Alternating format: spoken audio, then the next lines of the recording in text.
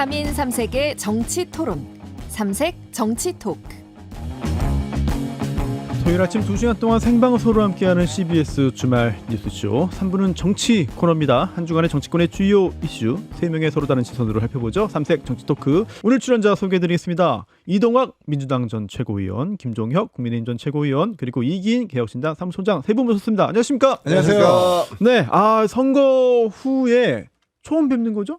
선거 결과 나오고는 그런가요? 그렇죠. 그렇죠. 예, 선거 후에 처음 뵙는데 야, 굉장한 시간이 흐른 것 같은데. 별일이 다 예, 있었는데. 일주일 지났어요. 10일 지났어요. 일주일밖에 안 됐구나. 10일 지났습니다. 딱 열흘 네. 지났네. 네. 맞네. 아니 오늘 선거 얘기, 정치 얘기 할 게 정말 많고 준비된 게 많습니다만 어제 축구 들은 좀 보셨습니까? 맞습니다. 네. 좀 기분 좋게 이겨서. 모처럼 기분 좋은 날이었어요. 네. 아니 모두가 좀 함께 이기면 좋겠는데 이 정치판은 또 누구는 이기고 누구는 진다. 심지어 정당 간의 경쟁뿐만 아니라 당 내에서도 누구는 살고 누구는 죽는다. 좀 무섭습니다 지금. 장외 우리가 경쟁이. 이기면 체코는 지는 거예요. 우리하고 체코하고 네. 같이 이길 수 있습니까? 제가 체코까지는 신경을 쓸 여력이 없네요. 네, 여력이 없습니다. 아무튼 축구 함께 결국 보셨죠? 국민이 이깁니다. 국민이 이긴다? 그거 국민의힘 광고 아닙니까? 그러네. 고마워요. 아니에요. 국민의힘이 이긴다고? 그래요? 예, 알겠습니다. 네. 아니 그래서 세 분 지금 이 당내의 양당의 양대 정당의 당내 싸움이 결국은 당권 싸움 그리고 또 공천권 싸움인 것 같은데 저는 함께 방송하는 두 분도 다음 총선에서 또 무난히 공천 받아서 또 무난히 또 좋은 결과 얻어서 또 원내에서 또 활발한 활동 해주시기를 정말 진심으로 간절히 바라는데 제발 그런 일이 좀 있기를 바랍니다. 앵커님 22개월은요. 너무 길어요. 22년과 같은 거예요. 정치판에서. 그 정도예요? 무슨 일이 어떻게 벌어질지 아무도 모릅니다. 어제 그래서 저는 민주당 내의 갈등 상황, 또 국민의힘 내에서의 또 갈등 상황 자세히 준비했는데 그 전에 이거 두 개 하다가 시간 다 끝나거든요. 먼저 이긴 사무총장, 개혁신당은 지금 어때요? 사실 선거 결과가 너무 안 좋아요. 네, 기초의원에서도 사실 당선자가 딱 한 명밖에 안 나왔으니까 물론 대외적인 여건 그러니까 지방선거가 제3지대의 무덤이라고들 하는데 워낙 양당이 극렬하게 싸우다 보니까 이 고래 싸움에 새우등 터지는 격이기도 하고 반면 또 이 많은 국민들한테 양당보다 더 나은 대안으로 받아들이지 못했기 때문에 저희가 좀 반성해야 될 부분이 있는 것 같은데 어쨌든 이걸 저희가 잘 반성하고 성찰을 해서 2년 뒤에 총선 잘 준비해야 되겠다는 생각이 들고 요즘에는 저희가 그 투표용지 부족 사태 좀 집중하고 있습니다. 우리 김정철 최고위원을 필두로 증거보전 신청도 하고 또 그리고 선관위 사무처장도 만나가지고 실질적인 대안이 무엇인지 좀 젊은 정당을 표방하는 그 정당에 맞게 그런 활동에 집중하고 있으니까 많이 좀 관심을 가져주셨으면 좋겠습니다. 네, 앞으로의 그 당의 진로라든지 이런 것도 좀 사무총장이시고 굉장히 주요한 또 당의 또 지분을 갖고 계신 분이기 때문에 가장 좋은 방향으로 또 국민들에게 다가설 수 있는 그런 개혁신당이 되기를 감사합니다. 기대하면서 민주당 얘기 먼저 좀 살펴볼게요. 사실 좀 너무 살벌한 거 아닌가. 한 당에서 정치를 하는데 이 정도로 벌써부터 각을 세우고 벌써부터 물어뜯기 시작하면 이거 앞으로 어떻게 되는 거냐 그런 걱정이 들 정도거든요. 자 먼저 준비된 영상 함께 보고 들으면서 그 후에 이야기 이어나가겠습니다. 야당은 창을 잘 써야 돼요. 잘 찔러야 돼요. 그런데 여당은 그릇이 돼야 됩니다. 걱정하지 마세요. 우리가 잘할게요. 지금 이렇게 했지만 앞으로 더 잘할게요. 좀 들어오세요. 성 안으로 들어오세요. 그래서 성 안으로 들어오는 사람들이 전에는 막 욕하던 사람일 수도 있고요. 우리하고 색깔이 다른 사람일 수도 있고 생각이 다른 사람일 수도 있어요. 하지만 그 사람들을 최대한 많이 모아서 통합이죠. 포용, 통합. 그런 역할을 잘해야 된다. 근데 집안에 들어오는 사람한테는 내가 원래 우리 색깔은 이거야. 너 배고파서 들어왔지? 너 얻어먹을 게 있어 온 거지? 너 언제든지 나가가지고 배신할 거지? 라고 모욕을 하면 그게 되겠습니까? 국민을 이기는 정권은 없습니다. 국민은 영원하고 정권은 짧습니다. 네. 지금 이재명 대통령의 취임 1주년 기자회견 발언과 함께 정청래 대표의 이야기 함께 보셨는데 일단 이재명 대통령은 이른바 뉴 이재명에 대한 포용. 외부에서 사람 많이 영입해가지고 해야 된다. 이 말은 또 약간 좀 정청래 대표에 대한 우회 공격인 것 같기도 하고요. 그리고 또 정청래 대표는 정권은 짧다. 이거 도대체 의도가 뭐냐? 계산된 거냐? 어차피 이재명 대통령 임기 정해져 있고 또 힘도 빠질 거고 그런 걸 좀 경고를 한 건지 여러 가지 생각이 듭니다. 먼저 이동학 전 최고위원의 이야기를 듣고 시작을 해볼까요? 전 대통령께서 네. 일종의 1차 년도, 그러니까 초기에 네, 필요했었던 이제 당 대표의 롤은 여러 가지 개혁 작업 이런 것들을 해야 됐었잖아요. 그러니까 지금 그런 부분들이 일정 부분 끝나긴 했는데 그거를 정청래 대표께서 잘 하셨다. 잘했다는 그리고- 거예요 지금 이게. 네, 아니 1년 차에 네. 개혁 작업이나 이런 것들을 어쨌든 선명성이라든가 이런 것들이 이 이미지화된 정치인이니까 네. 그런 부분에서 당원들의 지지도 꽤 높게 받았고 그래서 그 그렇죠. 지지를 바탕으로 해서 개혁 작업들을 꾸준히 지금 잘 해왔어요. 근데 네. 이제 선거를 놓고 여러 가지 이제 해석들이 좀 분분한 건데 저는 그 부분과 관련돼서는 대통령께서 이제 2년 차는 어떤 당 대표가 필요한지에 대한 롤을 제시한 게 아닌가. 그게 뭐냐면 그거 제시해도 되는 겁니까 근데? 아니요, 그냥 뭐 생각할 수 있죠. 여당과 야당, 저기 그런 론이잖아요. 야, 예, 예, 결국에는 여당과 야당 뭐가 달라야 되냐라고 하는 점에서 저는 일정 부분 당원들이 저런 거를 잣대로 한번 생각을 해볼까? 우리가 야당을 오랫동안 해왔기 때문에 그 지점에서 뭔가 변화해야 되는데 다수파를 유지하는 것이 이 정권을 안정적으로 운영하는 데 있어서 가장 큰 도움이 될 거다라는 생각이 기본적으로 있고 네. 그러려면 당대표의 자질은 어때야 되는가? 근데 앞으로 지금 올해도 지금부터 선거가 없고 내년에도 선거가 없어요. 그리고 지금 얘기 나오는 것들은 선관위부터 시작해가지고 결국엔 개헌까지 연결이 된단 말이에요. 그러면 이 부분을 국회에서 적어도 더 많은 사람들의 동의를 좀 얻어야 되고 구해야 되고 그럼 품이 좀 넓게 활동할 수 있고 행동할 수 있는 사람 네. 이런 정도로 저는 약간 당원들께서 저런 부분들에 대한 고민을 좀 하시지 않을까 그런 계기가 되지 않을까 그렇게 생각합니다. 그런 표현력이 네. 누구를 지칭하는 겁니까? 그래서 그럼 각자 이제 생각을 하겠죠. 정청래 대표는 아니다. 각자 생각을 하겠죠. 예. 제가 보기에는 너무 이렇게 아름답게 포장을 하시는 것 같아. 아 근데 포장 잘하시네요. 네, 포장을 잘하시네. 진짜 근데 힘들어 보인다. 최선을 다하시네요 진짜. 와. 예. 그런 얘기 있잖아요. 역사는 한 번은 희극으로 한 번은 비극으로 되풀이된다. 뭐 이런 얘기도 있지만 요즘 지금 민주당에서 벌어지는 일을 보면은요. 제가 80년대에 대학을 다녔는데 네. 1980년대에 그 NLPD 논쟁이 생각이 나요. NL이라는 게 지금 주사파들, 그러니까 좌파 네. 민족주의자들이잖아요. 그리고 PD라는 게 정통 막시즘, 노동운동을 중시하는 그런 쪽이었는데 그 NL계가 이게 장악을 하면서 그때 뭐 대학가에서 강목 사태 난무했었거든요. 뭐 서클 해체해라, 뭐 전체로 하나로 그 총학생회로 묶자, 뭐 이러면서 폭력 사태도 벌어지고 뭐 이런 일들이 있었는데 지금 얘기하는 거 보면 살벌해요. 야 정권은 유한해라고 얘기하는 거 정청래 대표가 과거에 뭐라고 그랬냐면요. 네. 박근혜 이명박 대통령에 대해서 그 얘기를 했었거든요. 근데 똑같이 자기 당 대통령에 대해서 그 네. 얘기를 하고 있어요. 그 얘기 뭡니까? 야 너 당신은 5년이면 끝나지만 앞으로 우리는 계속 있을 거거든. 뭐 이런 얘기 어떻게 듣자면 이건 대놓고 협박하는 거야 뭐야 이렇게 들을 수도 있거든요. 그리고 또 대통령 나서서 하시는 얘기가 왜 이렇게 포용력을 발휘하지 못해라고 얘기하면서 뭐 애둘러서 얘기하지만 대놓고 공격하는 거 아니에요. 그리고 뭐 당대표한테는 나 해외 나가는데 오지도 마 이렇게 얘기하면서 김민석 총리는 와 이렇게 훌륭한 총리가 다 있냐고 이렇게 대놓고 개입을 하시는 거예요. 이게 오지 말라고 한 건 맞나요? 확인된 건가요? 아니 초청을 안 본인이 얘기했잖아요. 했다는 초청을 안 건데. 했다고 그러잖아요. 초청을 안 했다. 그랬더니 이분이 또 어디로 갔냐면 네. 김관영 지사가 떨어진 전북으로 갔어요. 바로 같은 날.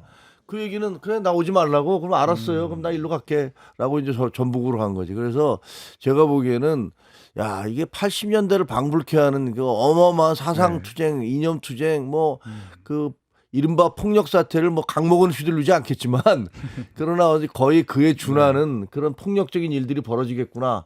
말로 됐든 행동으로 됐든 뭐 그런 생각이 들어요. 아니 어제 최고위원회 열렸잖아요 민주당. 그런데 선거 이후 처음이었고 그리고 바로 광주로 갔습니다.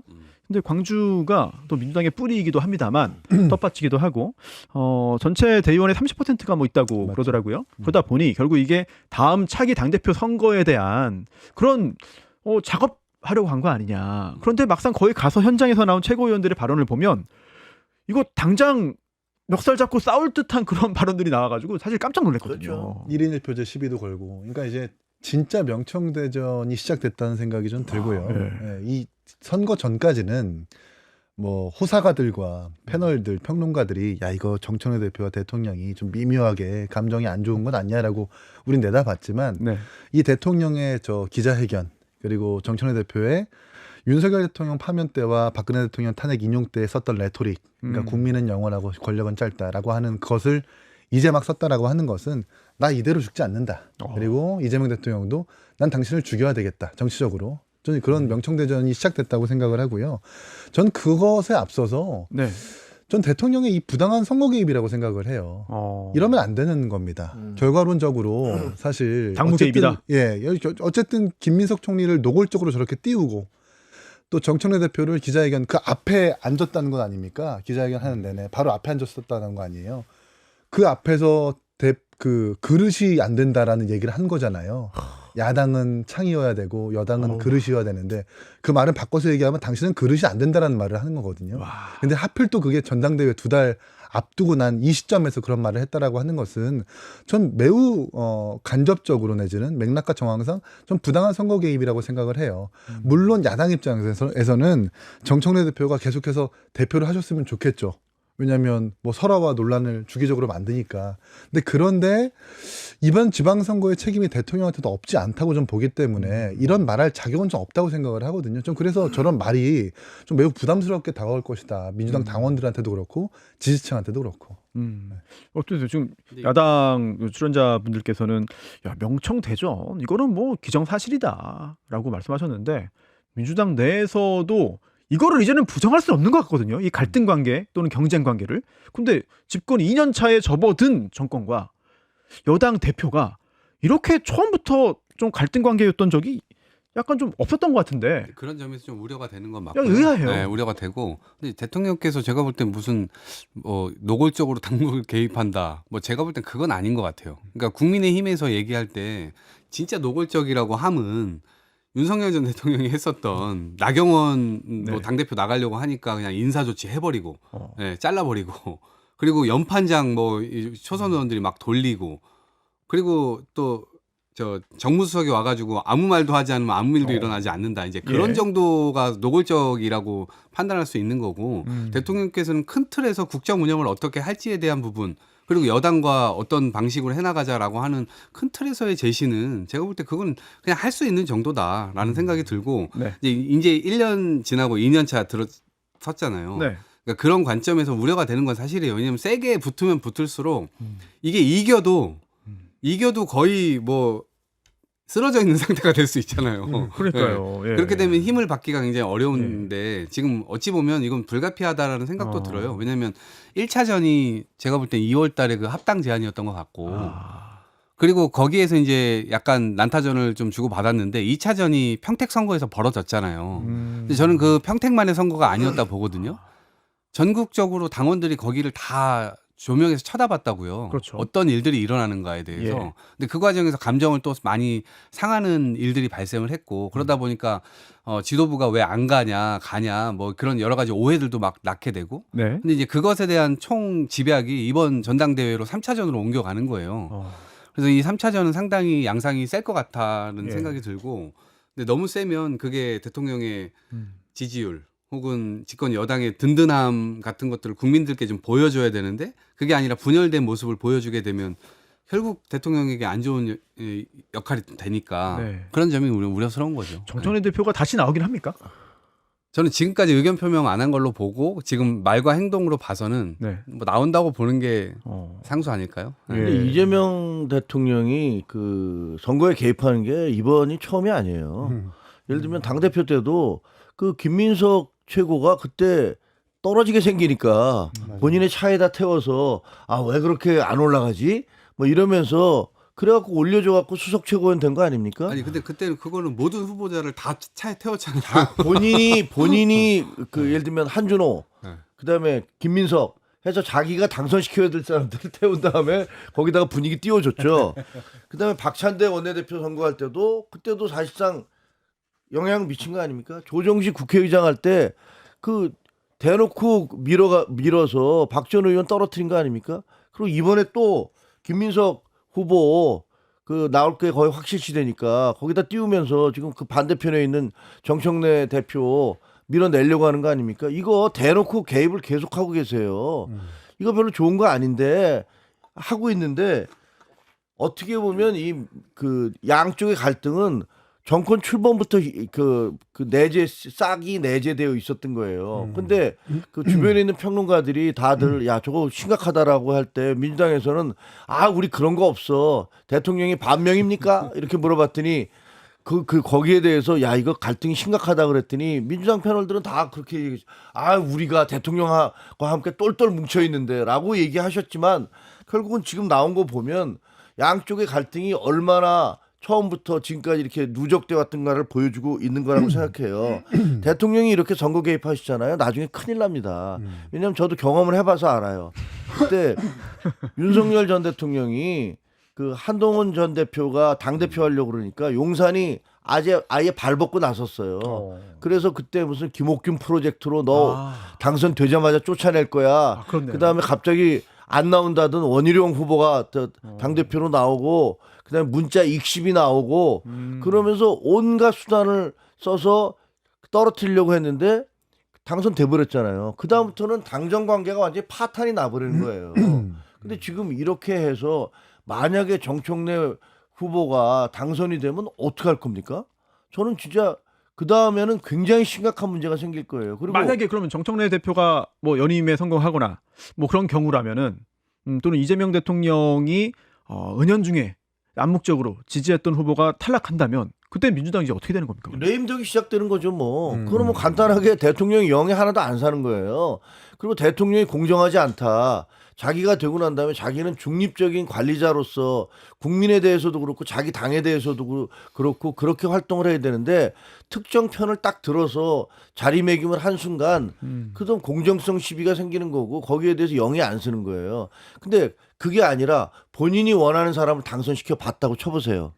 그러면 그거는 좋은 건가? 저는 그것도 아니라고 생각해요. 왜냐하면 김기현 씨가 윤석열 전 대통령이 김기현 후보를 당선시켜 봤거든요. 4%짜리를 그렇게 밀어붙여 갖고 당대표 시켜놨어요. 그래서 국민의힘이 잘 됐습니까? 국민의힘이 엉망진창이 됐어요.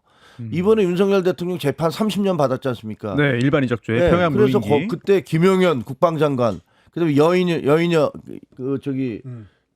사령관. 방첩사령관 다 같은 고등학교 출신이에요. 네.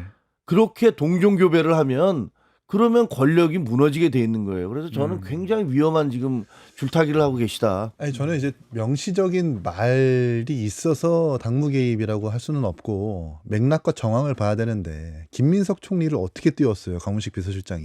이 집권 2년 동안의 성과는 사실 김민석 총리의 성과라고 해도 과언이 아니다라고 노골적으로 띄웠어요. 그리고 해외 순방을 당 지도부를 초청을 안 하고 갑자기 전에 없었던 총리를 끌어다가 데리고 왔어요. 근데 제가 그 윤석열 대통령 때 김건희 여사의 뭐 의전도 담당하고 했었던 직원한테 물어보니까 당 지도부한테 순방길 초청을 오지 말라고 하는 건 말이 안 되는 거라고 하더라고요. 왜냐하면 오지 않으면 오지 않는 대로 메시지가 되기 때문에 네. 그럼 되게 민감하게 생각한다. 그래서 이거는 대통령실에서 일부러 당 지도부한테 주는 메시지라고 얘기하더라고요. 저 그런 점을 봤을 때 노골적으로 김민석 띄우고 정청래를 죽인다라고 좀 봐야 되는 것 같다는 말씀을 드리고 네.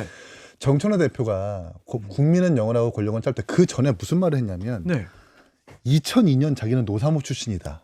굳이? 다 그렇지. 알고 있는데 근데 그 같은 동시간대 사실 김민석 총리가 뭐 했느냐 국민통합 20일 정몽준 캠프였었어요. 그 후에 이제 그 당시에 그 행적으로 인해서 굉장히 오랜 기간 또 고초를 겪었죠. 근데 결국 네. 이제 정청래 대표는 아니 무슨 소리냐 내가 지금 민주당의 정통성을 지켜왔던 유일한 단 사람인데 그런 어떻게 의미구나. 나한테 이렇게 지금 조리돌림을 할 수 있느냐라고 좀 메시지를 내는 거라고 보고 그 전에 그런 말도 했죠. 개파보스의 공천 시대가 뭐 마감됐다. 대통령이 함부로 공천 내지는 당무 개입을 할 수 없다라는 메시지도 주기도 하고 여당은 여당다워야 되고 야당은 야당다워야 된다는 말까지 해요. 좀 군군신신 부부자자 그 얘기하는 것 같은데 전 거기서 빠진 말이 네. 여당은 여당답고 야당은 야당답고 추가로 대통령은 대통령다워야 된다라는 말을 정청래 대표가 하고 싶었던 것 같아요. 행간을 또 읽으셨어요. 이렇게. 아니 그 왜 그러냐면 그 말을 하고 싶은 거다. 지금 지방선거에 책임 가지고 정청래 대표한테 사퇴하라고 하는 건데 네. 제가 정청래 대표라면 되게 억울할 것 같아요. 아니 거기서 이재명 대통령의 책임은 없는가요? 대통령 당신 책임이다. 아니 이번에 오마이뉴스의 그 STI 여론조사를 보면 네. 오세훈 시장이 당선될 수 있었던 이유가 무엇이냐 물은 게 있어요. 오, 예. 첫 번째가 첫 번째가 더불어민주당이 잘못 대응해서가 1위고 어허. 두 번째가 부동산 정책 때문이라고 사람들은 응답해요. 부동산 정책 누가 짰는데요? 이 정부가 짰잖아요. 결국 지방선거의 유권자의 판단의 밑바탕이 되는 것은 정부의 국정 기조와 방향성이란 말입니다. 거기에서 본인은 아무런 잘못이 없고 그냥 정청래 대표 당신 때문에 모든 선거를 망쳤다라고 얘기하면 제가 정청래 대표라도 반감이 생길 것 같아요. 좀 억울하다. 네. 예, 억울할 것 같다는데. 억울할 것 같답니다. 네. 예, 이제 두 분 말씀은 좀 잘 새겨들어야 될 것 같고 네네. 왜냐하면 어쨌든 지금 약간 재밌어 하시는 것 같아요.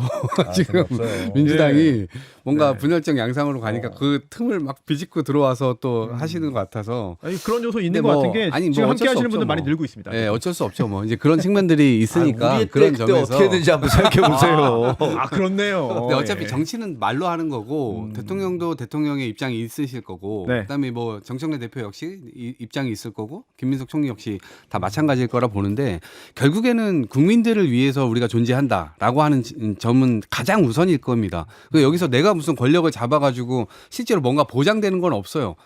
된다 하더라도 그 다음 날부터 뭔가 다 시험대에 올라가는 거잖아요. 그렇죠. 그렇기 때문에 이 과정도 설계를 정말 잘해야 돼요.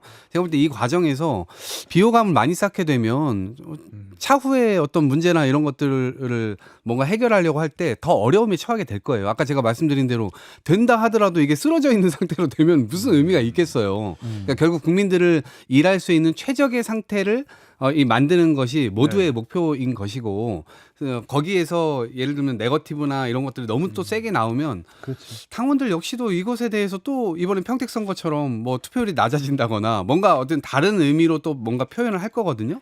그럼 결과적으로 모두가 생각할 거예요. 우리가 분열적 양상을 보이면 그리고 그것이 상대방의 먹잇감이 된다는 것도 잘 알고 있고 그리고 분열적 양상이 되면 결국 대통령한테도 도움이 되지 않는다라고 하는 것은 당원들이 다 알고 있을 겁니다. 근데 싸우는 사람들 입장에서야 뭐 이제 그런 부분들을 어쩔 수 없이 또 싸워야 되는 측면들이 있겠죠. 이제 아니, 그럼에도 궁금한 게 있어요, 불구하고 궁금한 게. 네. 그래서 뭐 각 당이 모든 당이 다 마찬가지일 수 있겠습니다만 좀 이동학 전 최고위원처럼 너무 갈등에 이제 뭐 바로 몸을 담거나 또는 다른 사람을 계속해서 너무 강하게 공격을 해가지고 싸우거나 그러지 않고 최대한 좀 합리적으로 원만하게 좀 조율하면서 갈등을 좀 만들지 않는 그런 유형의 정치인을 좋아하는데 그러다 보니까 이게 당내에서 그런 정치인들의 설 곳이 좀 없어지는 거 아니냐. 어느 한쪽에 확 몸 담아가지고 치고받고 싸워가지고 우리 살아남고 저쪽은 죽이자. 그런 세력만 계속 살아남고 또 살아남고 또 살아남고 이런 모습들이 뭐 그런 일이 생기지 않길 바랍니다만 이미 예견되거든요. 민주당. 엄청 싸우고 그중에 한 명은 KO, 한 명은 살아남고 다 배척하고 그중에 또 반으로 갈려서 또 싸우고 이렇게 되지 않겠습니까? 아니요, 뭐 그건 계속 노력해 봐야죠. 네. 노력할 수밖에 없는 노력해 거죠. 주세요. 아, 전 네. 이동학 전 최고위원 같은 유형의 정치인이 아니, 너무 이제 좋아요. 노무현이 갔던 길도 그런 길이고 이번에 김부겸 후보가 보여줬던 모습도 그런 거잖아요. 그러니까 그런 걸 보면서도 이렇게 후배 정치인들이 느끼는 바가 많아요. 그래서 결국에는 뭐 포기하지 않고 어쨌든 끝까지 간다. 뭐 그게 그 결과는 국민들이 또 평가해 주시는 거기 때문에 그런 건데 이번 전당대회만큼은 저는 뭐 싸울 수밖에 없다라고 하는 것은 인정을 하고요. 그러나 지금 이제 대통령께서 얘기하신 바대로 혹은 당원들도 여러 가지 생각을 할 거예요. 이재명 정부가 정말로 성공하려면 어떻게 해야 되느냐. 좀 이 다수파 연합을 계속해서 유지하고 또는 더 넓히는 전략은 당에서 어떻게 수립해야 될까. 그런 측면에서 필요한 리더는 뭘까. 이런 부분들에 대한 생각을 더 하시게 되지 않을까. 근데 저는 저 정청래 대표에 대해서 대단히 비판적이거든요. 당 대표로서의 그 품격이나 모든 것들이 많이 떨어진다라는 입장이에요. 뭐 본인이 들으면 화내시겠지만, 근데 이번 선거에 대해서는 좀 억울할 것 같아요. 왜냐하면 본인이 다 모든 걸 졌다고 얘기하는데 지금 가장 아픈 패배가 뭐예요? 하정우, 김용남, 정원호. 명픽이다. 그렇잖아요. 다 명픽 아닙니까? 대통령이 하정우 한동훈한테 지고 김용남 유희동한테 지고 정원호 오세훈한테 졌는데 이게 다 명픽 아니었습니까? 근데 이분들에 대해서 이게 만약에 여기서 이겼으면 아마 네. 졌다는 얘기 절대 안 할 거예요. 민주당이. 대통령이 픽해서 졌는데 그걸 갖고 얘기하는 것도 이상하고 또 그 전체적인 흐름을 바꿔놓은 게 뭐 때문에 그래요. 공소 취소 특검 밀어붙이려고 하다가 이건 당에서 밀어붙이자면 누구를 위해서 밀어붙입니까? 대통령 위해서 밀어붙인 거 아닙니까? 그거 하다가 확 판이 바뀌었고 그다음에 스타벅스에 대해서 대통령이 뭐 개입을 하기 시작하시잖아요. 장관까지 개입해서 아니 뭐 니네 부처에서 공무원들이 스타벅스에서 얼마나 시켜 먹는지를 보고해서 내라. 이게 말이 되는 얘기입니까? 이거 무슨 뭐 공산주의 국가입니까? 이런 것들이 사람들의 분노를 만들어냈고 그다음에 대통령 스스로 사전 투표하러 가서 그 기표장에서 나와서 공무원 오라고 그래서 이거 안 된다고 얘기하는데도 난 괜찮아? 아 이게 말이 됩니까? 이런 것들 때문에 굉장히 선거에 마이너스를 작용을 했어요. 근데 그거를 다 놔두고 야 정청래 당신 책임이야 이렇게 만약에 몰아붙인다면 정청래 대표로서는 굉장히 억울하죠. 그러니까 거기에 대한 반발할 수밖에 없는 거라고 생각을 해요. 아니 근데 대통령께서 일방적으로 뭐 당신 탓이야 이렇게 한 적은 없고 아, 그렇죠, 당연히 물론. 이제 총괄적인 책임 그냥 하에 오지 말라고만 했어요. 사과도 하신 거고. 근데 이제 정원호 후보의 경우는 대통령이 픽했다. 그건 사실과 다릅니다. 정원호, 박홍근, 박주민, 전현희 다 사실 픽을 한 번씩 했었죠.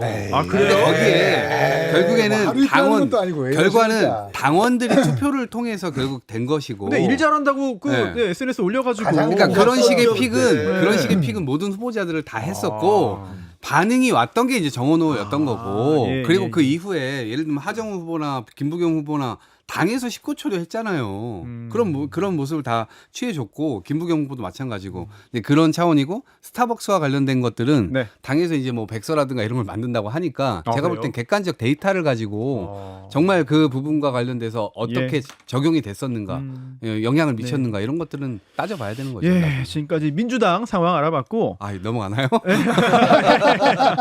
아니, 국민의힘도 할 게 많아요. 그래서 여기에서 저희가 광고 듣고 돌아와서 국민의힘 이야기 이어가도록 하겠습니다. 장동혁 대표는 사퇴해야 합니다. 국민의힘은 6.3 지방선거에서 참패했습니다. 장동혁 대표의 리더십은 붕괴되었고 이는 오롯이 장동혁 지도부의 책임입니다. 국민은 이번 선거를 통해 국민의힘 지도부의 교체를 주문했습니다. 보수는 늘 책임을 중시해 왔습니다. 장동혁 대표가 진정 스스로 보수라고 생각한다면 그만 이제 자리에서 물러나시는 게 맞습니다.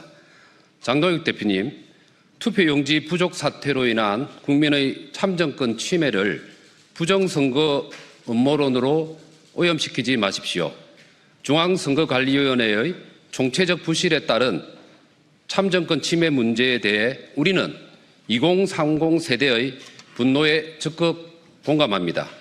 그러나 전국적인 재선거에 대해서는 분명히 반대 입장을 밝힙니다. 네, 지금 들으신 거는요. 이성권 의원, 국민의힘 이성권 의원의 발언인데요. 장동혁 대표 그만둬라. 네, 아주 대놓고 이야기를 했습니다.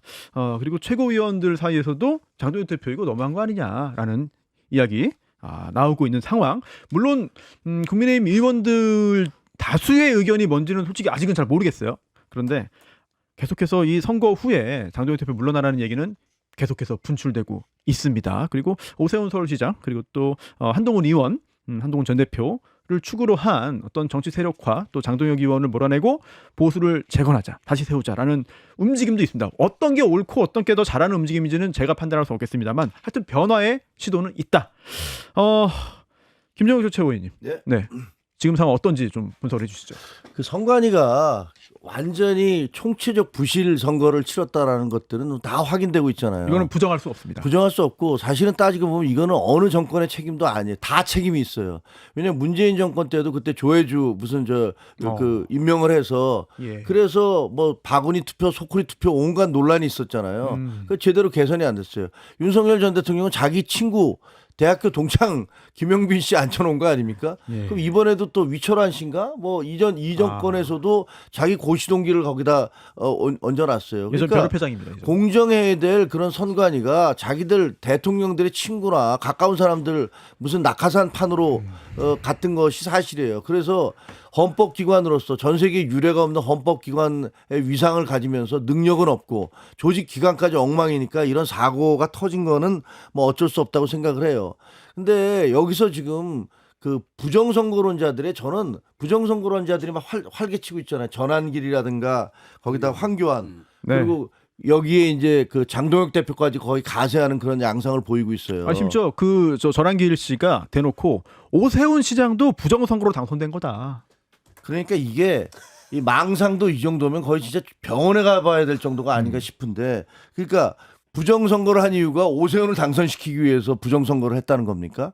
그리고 황교안 씨는 더 웃겨요. 네. 아니 본인은 10%도 못 얻었잖아요. 네. 근데 그러면 이번 선거는 부정선거다. 6.3 부정선거라고 길거리마다 그 현수막 붙여놨더라고요. 네. 그러면 거기서 그 조국과 김용남 떨어뜨리고 유이동 당선시키기 위해서 부정선거를 했다는 겁니까? 아니 도대체가 뭐가 초등학생도 이런 얘기 들으면 이게 도대체 무슨 소리인지 할 겁니다. 더 크게 이길 수 있는데 부정선거 때문에 가까스로 이겼다. 윤석열 대통령 당시부터 그렇죠. 그런 그런 식의 논리를 갖다 대면 다 우리가 압도적으로 이길 수 있는데 그러니까 여론조사도 다 사기고 그다음에 투표도 다 사기고 이 세상에 자기 빼고는 다 사기라는 거 아닙니까? 무적의 논리입니다. 다 그걸로 설명돼요. 네, 그렇죠.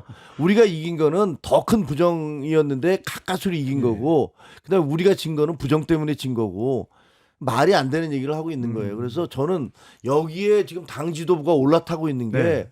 정말 말이 안 된다고 생각하거든요. 아니 도대체가 장동혁 대표는 왜 변장까지 하면서 거기 가서 그 쇼를 하고 앉아 있습니까? 당 대표로서 당당하게 가서 자기 입장을 밝히든가. 그리고 이제 부정선거론에 올라타는 그런 모습을 보이는데 뭐 어디서 5억 9천만 분의 1이라고 송도에서 네. 같은 숫자가 나온 게 이런 식으로 대놓고 부정선거에 공조하는 모습을 보이면 이 다음에 이 뒷감당을 어떻게 하려고 하는지 저는 정말 알 수가 없어요. 일단 그 선관위가 제대로 일을 못했고 또는 제대로 일을 안 했고 그에 따라서 철저하게 진상조사해가지고 처벌이 가능할 수도 있겠고 개선이 필요하고요. 또 심지어 합수본이 노태학 전 선관위원장 입건했거든요. 출국 금지까지 했고 압수수색도 했고 정말 다 찾아내야 됩니다. 그동안 있었던 잘못들 다 확인해가지고 개선을 해야 되는데 그것과 지금 김진욱 전 최고위원 말씀하신 것처럼 선거 부정 그러니까 일부러 누군가를 유리하게 누군가를 불리하게 하기 위해서 개표수 투표수 조작했다. 이거는 또 완전 다른 문제거든요. 사실은 그렇죠. 그 부분은 좀 선을 그을 필요는 있습니다. 그러니까 부정선거는 누군가 의도를 가지고 이 네. 일을 저질렀다라고 하는 걸 내용을 전제를 깔고 얘기를 하는 거고요. 선거 조작. 예, 그러니까 부실은 그런 의도가 없었지만 일을 어쨌든 못했다. 결과적으로 이렇게 된 거예요. 근데 저는 선관위 직원부터 지금 법원장들이 막 그만두고 있거든요. 네. 예, 선관위원장 각 지역별로 내려가면 법원장들이 그 지역의 선거관리위원장을 그렇죠. 하는데 그걸 다 그만두고 있어요. 제가 볼 때 이거 완전 탄핵 사유입니다, 이 사람들. 어. 근데 선관위원직만 그만두고 선관위원직을 하면서도 예. 엄청난 회의 수당 받고 뭐 3천 얼마씩 3천 몇백만 원씩 더 받았다는 거 아니에요. 그러니까 이게 완전 꿀단지였던 거예요. 그러니까 사실- 제대로 관리를 안 해도 되고. 판사의 네. 공정성과 객관성을 믿고 그렇죠. 그 자리를 네. 그동안 현직 판사들을 겸직하도록 했는데 네. 지금 보니까 받을 건 받고 일은 안 하고 그 밑에 선관위 직원들이 마음대로 하다가 결국은 이런 엄청난 일들이 터졌다. 그리고 근데 일은 터졌는데 본인들은 선관위원장 네. 법원장을 그만두는 것도 아니야. 그냥 판사를 그만두는 네. 것도 아니야. 그건 절대 그냥 안 그것만 딱 그만두고 다시 원래 자리로 그냥 돌아가는 거예요. 저는 이분들이 형사처벌까지 다 받아야 된다고 보는 건데 어쨌든 제가 있는지 없는지 따져 봐야 되겠지만 그럼요. 예. 어쨌든 그런 부분인데 이거를 장동혁 대표가 지금 적극적으로 활용하고 있어요. 첫 번째는 일단 당권을 계속 유지하기 위한 수단으로 이걸 활용하고 있다. 두 번째는 저는 김옥균 프로젝트 같은데 오세훈 시장에게 결과적으로는 이게 당선돼서 대권 주자 반열로 올라갔잖아요. 그 부분과 관련된 문제 제기를 사실상 하는 겁니다.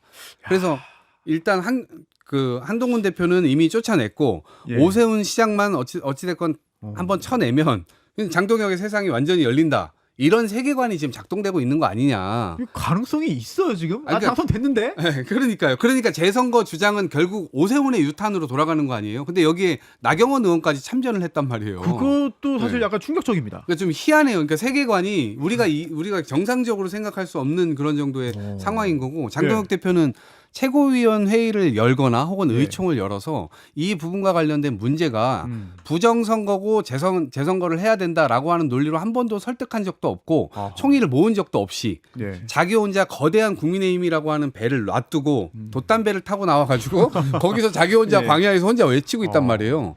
자기가 스스로 고슴도치가 돼가지고 여기 네. 찌르고 저기 찌르고 그걸 몰라요 지금. 저 황교안의 네. 길이에요. 네, 마치 딱 황교안의 길을 가고 있다. 예. 일단- 아니 근데 또 그 국민의힘에서 또 음. 함께 정치도 하셨고 음. 지금 이제 따로 이제 독립해서 나오셔가지고 하고 있습니다만 네. 직접 겪어보셨잖아요. 겪어봤죠. 네. 늘 먹던 맛이죠. 먹어본 맛이죠. 일단은 근데요. 장동혁 대표에 대한 사퇴론에 대해서 이야기하기 전에 이 투표용지 부족 사태에 대해서 대통령도 좀 사과할 책임이 있다는 생각이 들어요. 네. 어쨌든 이걸 모든 관리 감독을 해야 될 중앙선관위 선거관리위원들 9명 중에 3명이나 대통령이 임명하기도 하고 보통 임명 인사에 문제가 생기면 임명권자인 대통령이 사과하는 게 맞잖아요. 그렇죠. 스타벅스 같은 경우에도 마케팅 팀이 역사 왜곡으로 잘못을 저질렀는데 정용진 대표가 사과하는 것처럼 좀 약간 유체이탈 화법식으로 대하지 말고 대통령도 본인의 문제라고 생각을 하고 사과할 필요가 있다는 말씀 드리고 지금 6월 둘째 주 갤럽 조사를 보면 네. 이번 투표용지 부족 사태에 대해서 이게 총체적 부실이냐 기획된 부정이냐 이게 두 가지 물었었어요. 네. 근데 비율이 총체적 부실이라고 응답한 사람이 67%고요. 네. 그다음에 기획된 부정이라고 판단한 게 25%예요. 대부분 다 누군가 의도적으로 조작하고 개입해가지고 부정선거를 일으켰다라고 판단하지 않는다라는 얘기예요. 근데 생각보다는 꽤 비중이 큰데요. 들어보세요. 네. 게다가 무당층은 58대 24예요. 근데 되게 웃긴 거 뭔지 아세요? 네. 국민의힘 지지층만 예. 부실이라고 생각하는 응답층이 44고요. 부정이라고 생각하는 응답층이 50이에요. 야. 국민의힘 지지층만 부정이라고 생각하는 응답층이 더 많습니다. 어허. 이걸 장동혁 지도부는 예. 아는 거예요. 판사 출신인데 모르겠습니까? 그러니까 제가 볼 때는 동아줄처럼 이때 지방선거 책임론에 대해서 회피하려면 예. 이 국민의힘 지지층이 부정이라고 생각하는 이 투표용지 부족 사태를 물고 들어가야지만 본인이 좀 위기를 모면할 수 있다는 판단 하에 저렇게 본격적으로 부정선거론을 문 것 같아요. 이것만이 살 길이다. 예, 전 근데 나중에 이게 분명 역풍으로 돌아올 거라 생각을 합니다. 근데 만약에 그 우리가 부정선거를 하려면 진짜 정교한 프로그램이 필요하잖아요. 이번 사태를 통해서 네. 선관위가 얼마나 부실한 조직인지가 만천하에 드러나고 있잖아요. 이렇게 무능한 조직이 어떻게 그런 프로젝트를 그 시행하겠느냐? 십몇 년 동안 그렇게 완벽하게 단 한 차례도 걸리지 않으면서 그 수많은 사람들을 동원해서 부정선거를 했다? 그게 상식적으로 말이 되는 소리입니까? 그리고 또 하나는 이게 일관성이 있어야 되잖아요. 아니 네. 그러면 그 왜 전북 같은 데서 투표 용지 그렇게 왔다 갔다 하냐고요. 그러면 분명히 국민의힘이 이길 것 같은 지역에서 조작을 해야 될 거 아니에요. 네. 그러니까 여기서 각 후보 민주당이나 국민의힘 후보를 상관할 거 없이 누구에게 유불리가 없이 막 뒤죽박죽으로 어떤 사람에게 유리하고 저 사람에게 유리하고 왔다 갔다 하고 지역도 어떤 특정 지역 그러니까 국민의힘이 이길 것 같은 지역을 떨어뜨리기가 아니라 전북에서도 그런 교육감 선거에서도 이런 일이 벌어지고 그러니까 이거는 누가 봐도 아주 무능한 집단의 부실 관리이구나라는 걸 알 수 있는데 네. 그거를 가져다가 이게 부정선거라고 하고 그걸 이렇게 선동하고 있는 황교안 그다음에 뭐 지금 간접적으로 그걸 암시하고 있는 장동혁 네. 이런 분들은 정말 역사의 심판이 두렵지 않은지 진짜 모르겠어요 진짜. 정말 그걸 믿어서 얘기하는 건지 아니면 정치적으로 유리하다고 보고 거기에서 그냥 그걸 거기에 편승해가지고 국민들을 선동하고 이용을 하는 건지 그것도 살짝 모르겠어요. 직접 대화를 나눠보신 적 있으세요? 그런 건 아닌데 저희도 다 추정하는 직업이잖아요. 예. 근데 이기인 총장이 얘기한 대로 저는 강력하게 어쨌든 그런 지지층들을 만드는 작업. 예컨대 제가 보수 삼국지라고 얘기를 했었잖아요. 지난번에. 네네. 근데 오세훈계, 한동훈계 여기는 지금 오세훈과 한동훈 스스로들이 다 대권 주자예요. 네. 근데 장동혁계는 장동혁계가 윤석열을 있어요? 중심으로 하는 장동혁계는 예. 대선 주자가 없습니다. 장동혁을 대선 주자 스스로는 또 그렇게 생각하실 수 그랬던 적이 있는데 있었죠. 사람들이 이거 대선 주자로 강력하게 생각할까? 보수의 미래가 저 사람에게 있다고 생각할까? 그렇게 보면 저는 아니라고 볼 거거든요. 근데 그런 측면에서 본인 스스로가 계속 지지층을 모으는 방법이 지금 이거다. 이게 우리의 땔감이다. 이렇게 생각하고 이걸 계속 태우고 있는 상황이라서 전 장기적으로는 힘을 쓰지 못할 거라고 봐요. 결국 정점식 원내대표도 마찬가지고 그 의원들이 들고 일어날 겁니다. 근데 그게 이제 첫 번째 그 요구나 이런 것들이 뭐가 될 거냐면 한동훈 대표 복당이에요. 그 문제 장동혁 대표하고 아주 일적으로 안 좋은 그 전선을 예. 누군가는 먼저 만들 거예요. 근데 그 누군가가 누구냐? 한동훈계 의원들이 아닐 겁니다. 한동훈계 의원들이 예. 아닌 공천을 굉장히 원하는 영남의 누군 어떤 의원들이 한동훈의 복당을 원한다라고 가장 먼저 얘기하는 사람부터 로열티가 생길 거예요. 그래요? 공천 가능성이 높아지겠죠. 그거를 바라고 그런 일들을 할 거예요. 그러면 여론이 당 내부에서부터 한동훈 쪽으로 쏠려가게 될 가능성이 높다. 결국 그러면 지금 한동훈 전 대표가 이제 원내에 입성을 했고 또 치열한 경쟁 끝에 또 여당 후보를 이겼기 때문에 이제 당의 중심이 된다. 근데 아직 무소속이에요. 앞으로 뭐 어떻게 흘러갑니까 그럼 이거 이제? 아니 뭐 급할 거 없잖아요. 급할 거 없다. 뭐 일단 제가 생각하기에는 이 선관위 사태가 이제 국정조사가 이루어지고 그게 특검까지 가야 된다고 생각하지만 네. 그래서 명명백백하게 모든 게 다 밝혀져야 되잖아요. 당연합니다. 이게 어떻게 이런 말이 안 되는 일들이 벌어졌는지 그동안에 얼마나 무사 안일주의로 선관위가 일을 해왔는지 이런 것들 그다음에 어디가 구멍인지가 다 확인이 될 거예요. 그러고 나면 저는 그 부정선거 주장은 그냥 그 사라질 수밖에 없다라고 생각을 해요. 근데 옛날에 그거 아세요? 1950년대에 미국에 메카시 선풍이 있었어요. 메카시 예. 상원의원이 미국 언론, 문화예술계, 군, 국회, 그러니까 의회죠. 이 모든 것에 공산주의자들이 침투했다 하면서 한 3년 동안을 미국 네. 사회를 완전히 뒤집어 놨어요. 광풍이었죠. 광풍이 불었어요. 근데 결국 그게 다 거짓말이었던 것이 밝혀지면서 네. 메카시는 본인이 청문회 대상이 되고 쫓겨나서 40 몇 살의 나이에 결국은 뭐 술로 지새우다가 그 병 들어서 이제 죽었는데 네. 저는 지금 이제 그 부정선거론자들 있잖아요. 메카시와 똑같은 운명을 길을 걷게 될 것이다라고 생각을 해요. 이 사람들의 거짓말, 그동안 해왔던 거짓말들이 다 네. 확인되고 나면 이 사람들은 정치판에 있을 수가 없어요. 국민적 분노가 아마 치솟을 거예요. 그래서 그동안 속았던 사람들, 네. 국민의힘에 이 사람들에게 속았던 사람들이 더 화가 날 것이고 이 사람들을 정치판에서 퇴출시킬 거라고 생각을 해요. 그래서 저는 뭐 어차피 시간에 그동안 오랫동안 그런 우리가 그 미몽 어떻게 보면 망상 속에서 그 영향을 받고 살아왔는데 이런 것들이 정리되는 계기가 오히려 이번에 이루어질 것이다라고 생각을 합니다. 저는 어쨌든 뭐 그럼에도 불구하고 다 세 명이 같은 생각이시겠지만 특검을 통해서 이번 기회에 선관위 정말 싹 다 박살 내야 된다고 생각을 해요. 이 견제 감시도 받지 않는 국가직 공무원들이 세상에 어디 있습니까? 헌법기관, 독립기관이라는 그 이유만으로 네. 본인들에게 방패를 써서 총체적 나태함을 좀 보여준 건데요. 이번 기회를 통해서 개헌을 하든 아니면 법을 만들든 간에 선거직 공무원들한테 이게 좀 견제와 감시를 받을 수 있게 구조개혁이 필요하다고 생각을 하고요. 한동훈 의원의 복당 저는 급할 거 없다고 생각하는데 아마 그런 생각을 할 거예요. 한동훈이 돌아와서 당권을 잡으면 나는 공천에서 죽겠지.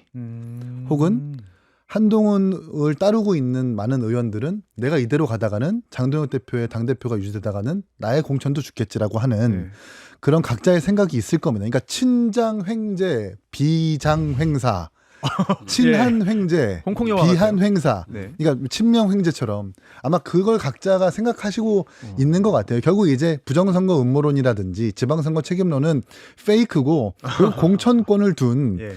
이른바 민주당에서 명청대전이 있다면 국민의힘 이제 한장대전이 있는 거죠. 한동훈과 장동혁의 공천권을 둔 이제 대전이 이제 시작된 것 같은데 잘 관리해야 될 것 같습니다. 사실 민주당은 당대표 임기가 정해져 있고 앞으로 이제 어떤 일정으로 갈지는 정해져 있잖아요. 그런데 국민의힘 같은 경우에는 장동혁 대표 임기가 내년 8월까지입니다. 맞아요. 그래서 내년 8월까지 일단 임기 채워버리면 그다음에 새로운 대표를 뽑아서 노선을 바꾼다 하더라도 6개월 후에 총선이거든요. 후년 4월이니까. 근데 장동혁 대표가 그냥 버티는 방법도 가능하지 않겠냐? 저는 불가능하다고 봅니다. 왜냐하면 불가능해요. 그 국회의원들은 네네. 의원들은 어떻게 하면 다음 선거에서 이길 것인가가 그게 모든 지상과제, 모든 목표잖아요. 그런데 지금 보면 이번 선거를 통해서 확인이 됐습니다. 이른바 장동혁 묻으면 다 진다.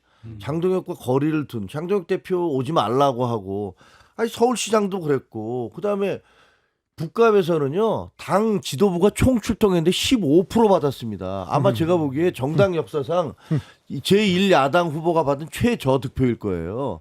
그런 일들이 벌어졌고 그다음에 경남도 마찬가지였고 그다음 평택도 마찬가지였잖아요. 장동혁 대표 지도부와 거리를 둔 쪽이 다 이겼고 가까이 한 쪽은 충청도 몇 번 갔습니까? 대전은 전멸했습니다. 충남도 마찬가지고 충북도 그렇고 강원도 그렇고 뭐 이런 걸 보면서 이거 안 되겠구나라는 생각을 할 거예요. 그래서 내년 8월까지 간다. 그래서 장동혁 대표 얼굴로 내년 8월까지 간다는 건 이분들한테는 제가 보기에는 악몽이에요. 그래서 절대로 그거를 받아들일 수 없는 거고. 그래서 권영세 의원도 갑작스럽게 장동혁으로 안 된다. 뭐 이런 얘기 하기 시작하는 거고. 그다음에 초재선 의원들 대안과 미래에 있어서 저런 얘기를 내기 시작하는 거고. 의원들 전체를 보면 이번에 뽑힌 그 정점식 의원조차도 이거 좀 아닌 것 같은데라는 분위기란 말이에요. 그러니까 뭐 네. 선관위 사태가 정리되는 대로 뭐 아마 변화가 있을 겁니다. 네, 할 얘기가 많습니다만 오늘 시간 관계상 여기까지 해야 될 것 같고요. 지금까지 김종혁 전 최고위원, 이동학 전 최고위원, 그리고 개혁신당 이기인 사무소장 세 분과 함께했습니다. 고맙습니다. 감사합니다.